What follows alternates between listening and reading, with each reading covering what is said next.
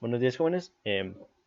La clase pasada nos quedamos con las etapas de una investigación estadística. Estuvimos viendo lo que era una investigación estadística, cuáles etapas tenía, en qué consistía cada etapa. Entonces, ahora vamos a ver algunos conceptos básicos de la investigación.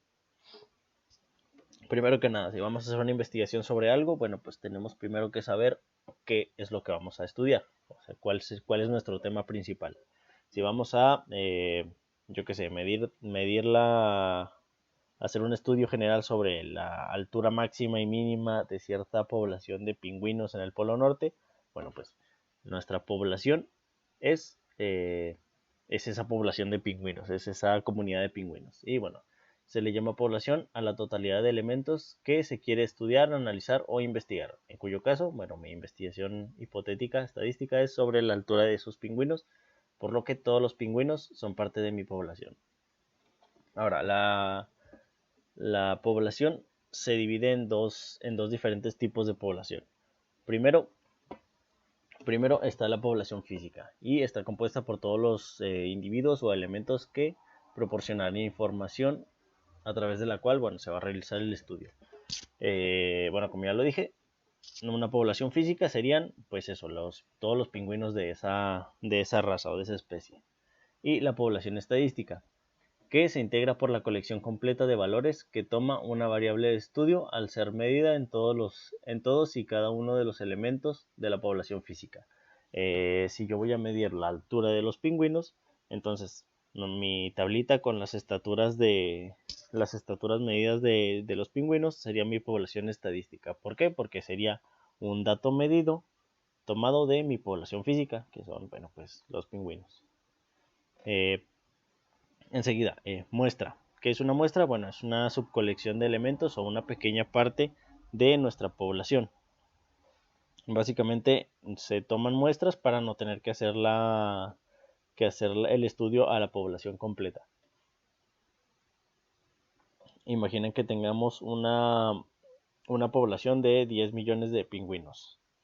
Entonces, pues no vamos a hacer 10 millones de mediciones de altura de pingüino. Sería absurdo poner a hacer eso. Entonces, una muestra es una pequeña parte representativa de la población general.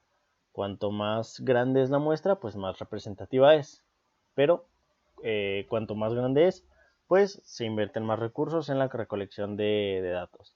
No es lo mismo enviar a 2 investigadores al Polo Norte a, a capturar, no sé, 50 pingüinos diarios por una semana para medirlos, a tener que enviar toda una brigada como con 50 o 100 personas para que tengan que medir todos los pingüinos de la población. Entonces, en la muestra se utiliza más que nada por la limitante de los recursos que se emplean en una investigación estadística. También muchas veces no es necesario, con una muestra podemos establecer cierto promedio, y generalmente ese promedio se va a ajustar al promedio general de la población. Ahora, ¿cómo sabemos que esta muestra es representativa? Bueno, por las técnicas de muestreo. ¿Qué es una técnica de muestreo? Bueno, pues es una técnica utilizada para la selección de una muestra a partir de una población. Existen muchas técnicas de muestreo, más adelante las vamos a ver. Pero bueno, nuestras técnicas de muestreo nos ayudan a escoger una mejor muestra. Sí, por ejemplo, ahora vamos a poner otro ejemplo digamos que iPhone está haciendo una investigación sobre el grado de conformidad de sus clientes de cualquier tipo de celulares. Y bueno, nos ponemos a hacer nuestra investigación, a hacer nuestras preguntas, y resulta que por un mal muestreo entrevistamos a puras personas que solo tienen el iPhone 3. Entonces, eso no sería representativo porque queremos saber el grado de conformidad de todos los dispositivos, no solamente de uno. Si hiciéramos eso, y en cualquier muestreo, si por accidente tomamos, tomamos elementos con una única característica, vamos a pensar que esa única característica es representativa de toda la población, cosa que no es así. Para eso existen diferentes técnicas de muestreo. Y bueno,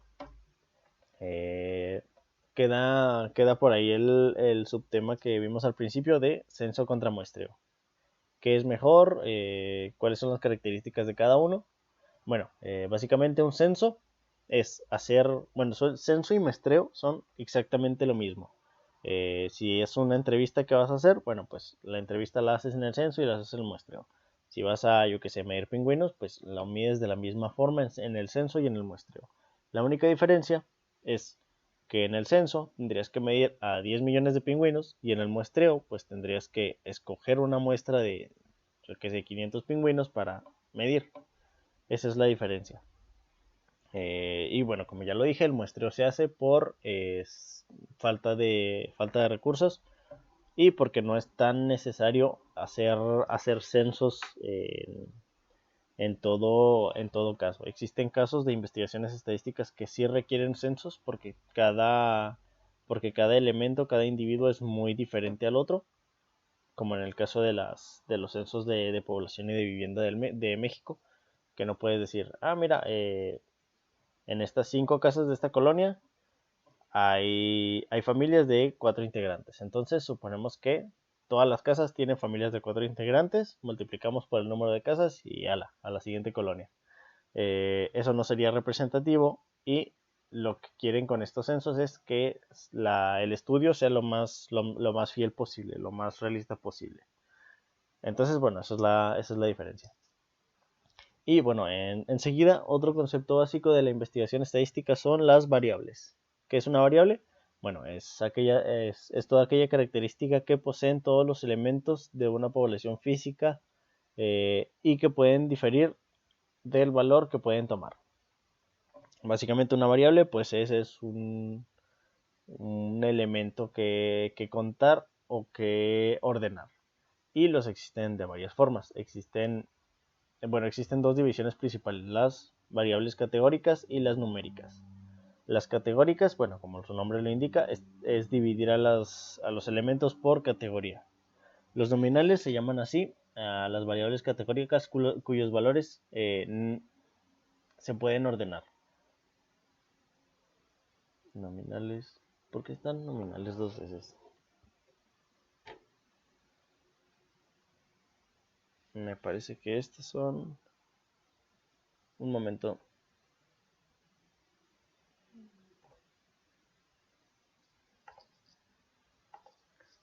Listo, me había equivocado aquí. Pero bueno, continuamos. Las variables categóricas nominales son aquellas que se pueden contar o que se pueden ordenar.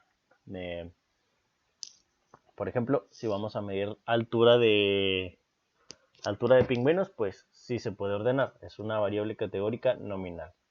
¿Por qué? Bueno, porque podemos ponerlo del más bajo al más alto. O otra variable categórica nominal sería por colores. Uno pensaría que los colores no tienen orden, pero sí, se pueden ordenar de fríos a cálidos, de más azules a más rojos.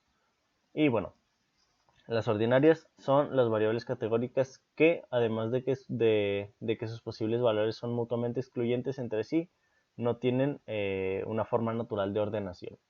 Por ejemplo, si queremos ordenar pacientes por tipo de sangre, bueno, pues no hay ningún tipo de sangre que va primero o que va antes que otro, solo son tipos de sangre. Entonces, estos no se pueden ordenar.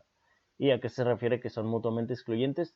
A que, bueno, pues ningún individuo puede tener dos diferentes categorías al mismo tiempo. Después, otro tipo de clasificación de variable es por números, las variables numéricas. Y los hay de 2 tipos, las discretas y las continuas. Las variables discretas son variables que entre uno y otro valor pueden tomar, quedan espacios vacíos. Es decir, la cantidad de patas en una mesa. Una mesa o tiene 3 patas, o tiene 4 patas, o tiene, yo que sé, 6 patas, que no las he visto, pero pues por poner el ejemplo, son aquellas variables que tienes un valor determinado exacto. Por ejemplo, marcadores para pizarrón. Yo aquí en el escritorio tengo 3 marcadores. Puedo tener 3, puedo tener 4, puedo tener 2, pero no puedo tener un marcador y medio. Entonces, esta sería una variable discreta. Una variable continua son aquellas que pueden tomar cualquier valor entero o fraccionario. Por ejemplo, la altura.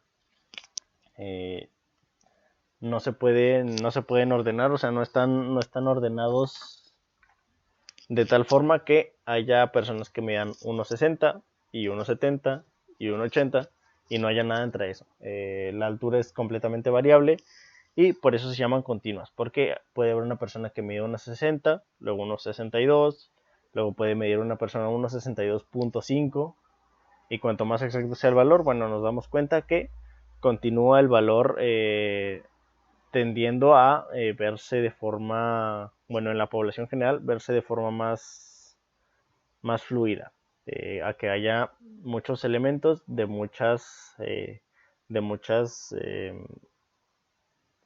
¿cómo decirlo? Sí, pues de muchas clasificaciones que entrarían en clasificaciones en medio de dos valores. Por ejemplo, el porcentaje de carga de su celular no va brincando de 10 en 10. La pantalla marca que brinca de uno en uno, pero en realidad la batería se va descargando de a poco. Entonces, si fueran exactas la información que viene de porcentaje de batería, pues tendría que tener números decimales. Entonces, quédense con eso. Las discretas son valores solamente enteros, que pueden saltar de valores enteros de uno en uno, nada más. O bueno, de 10 en 10, de 20 en 20, como sea, pero no pueden tomar valores en medio de esos valores ya establecidos. Las continuas sí. Las continuas, bueno, puede ser medir distancias o por ejemplo por edad.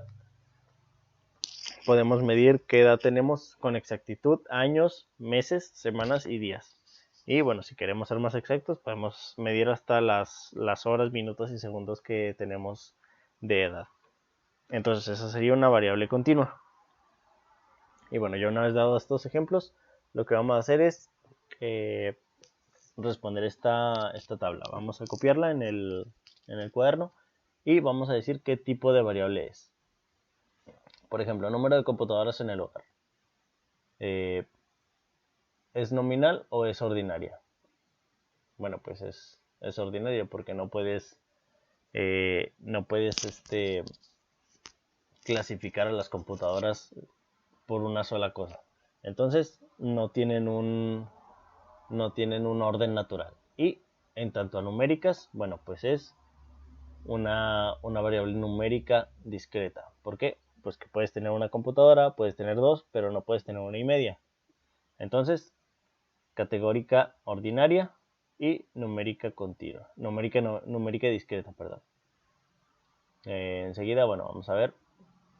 Por ejemplo aquí, deporte preferido. Esta sería una categórica ordinaria.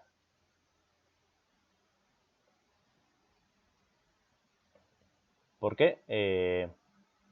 Bueno, porque pues no se pueden clasificar los deportes de mayor a menor o de más grande a más chico. Entonces es ordinaria porque, bueno, pues son elementos que están ahí, son diferentes, pero no tienen un orden específico, un orden natural. Y bueno, los deportes no se pueden contar, o sea que no son numéricos. Y bueno, vamos a hacer eso con cada uno de nuestros tipos de variables de estudio. Vamos a sacar qué tipo de variable es y qué posibles valores pueden tomar. Por ejemplo, pues en el deporte preferido, pues los distintos deportes. Y bueno, es esta parte de la tabla y es esta parte de acá. Si quieren, bueno, vamos dando un repaso por lo que vimos. Si quieren, pongan pausa y copien lo que necesiten de aquí. Que sería, bueno, esta es la primera diapositiva. Pasamos a, esta es la segunda, de la clasificación de las variables. Si quieren esto resumirlo, el texto, si quieren resumirlo con sus propias palabras para que no tengan tanto texto, pero sí el mapa sí copienlo, el diagrama sí copienlo. Bueno, pasamos a la siguiente. Esta ya es el cuadro de tarea. Es este de aquí. Y este de aquí. Y bueno, eso sería todo por esta clase. Muchas gracias, no sé si tengan alguna duda, ya saben, por el grupo. Y bueno, nos vemos la siguiente clase.